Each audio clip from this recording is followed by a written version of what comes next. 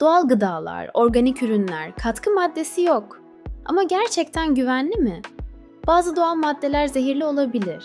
Aflatoksin, solanin, siyanür, asbest. Bunlar doğada bile bulunabiliyor. Organik tarım her zaman masum değil. Topraktaki ağır metaller ve bakteriler gıdalara karışabilir. Gerçek sağlıklı gıda analiz edilmiş ve güvenli olandır.